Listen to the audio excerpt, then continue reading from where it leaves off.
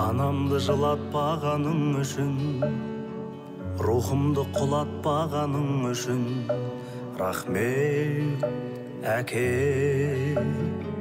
Балам деп өбектегенің үшін, жамандық үйретпегенің үшін, рахмет әке. Қорғансыз тастамағаның үшін, ниетті ластамағаның үшін, рахмет әке. Ең жақсы адам болғаның үшін, адамнан адал болғаның үшін, рахмет әке. Әкең деп айтатын анам, әкем деп айтатын адам, барға да шүкір. Әкемнің раббысы болған, әлемнің раббысы болған, Аллаға шүкір.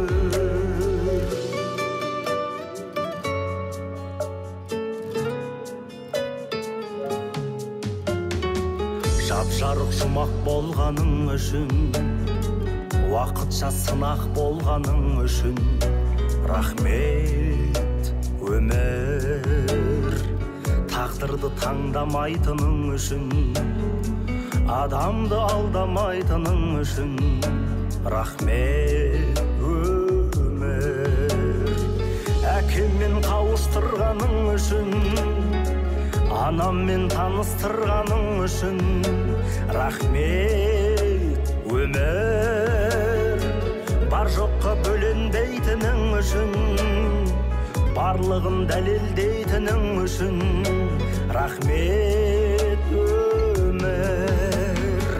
Әкең деп айтатын анам, әкем деп айтатын адам, барға да шүкір. Әкемнің раббысы болған, әлемнің раббысы болған, Аллаға шүкір.